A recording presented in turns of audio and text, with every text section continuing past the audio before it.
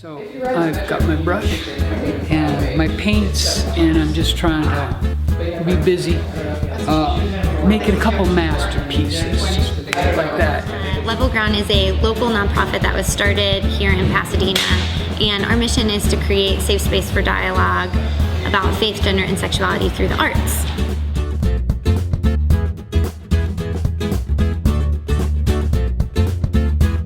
I feel like when you go to a theater to see a movie, or when you go to a concert to listen to an orchestral piece, whenever you do it, it sort of takes over all of your senses and you find yourself in the story somehow.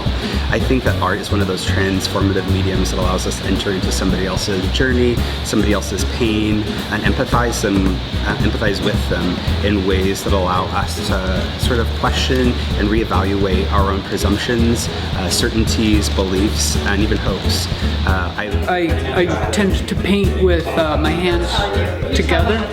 I say this is my dominant hand. It's like if you hold the hammer in one hand, that's your dominant hand. This is my helper hand.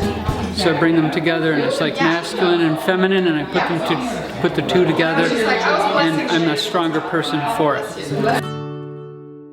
When we're all willing to be and to risk being uncomfortable together, that's when true transformation happens, and when we can have relationships with people who are different from us or who we might disagree with.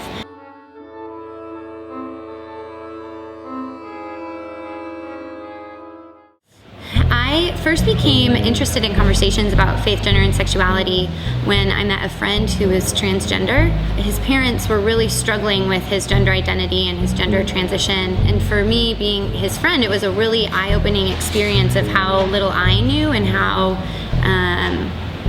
much help and how many more resources we needed. I'm really excited about Level Ground because we curate some of the best content and thought thinkers in culture and bring them together to talk about why we ought to strive better to live with one another across our differences and disagreements. Then we're screening a film called Stories of Our Lives. It comes from an arts collective, an LGBT arts collective in Nairobi, Kenya, and so they made this film illegally in the country, sort of as the depiction of what their lives are really like. A lot of the people that worked on this have not been able to see it because it is illegal.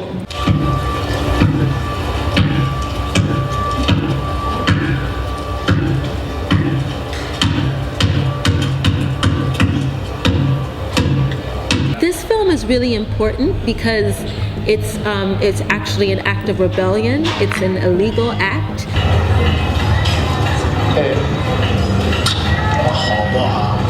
Being gay in Kenya is actually illegal.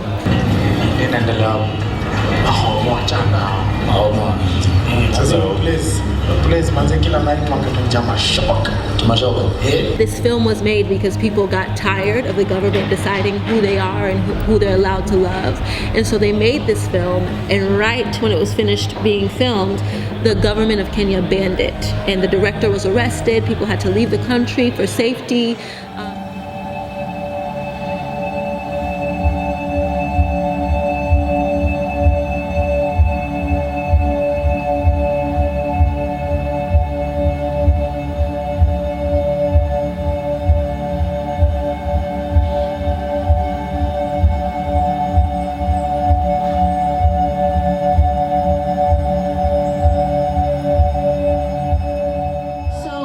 Experience living in Kenya in the backdrop of kind of this film is, for the first year and a half, I didn't even know that queer Kenyans existed. And it felt, because of the place that I was living, the area in which I was living, that it was just a very conservative and really, really religious space.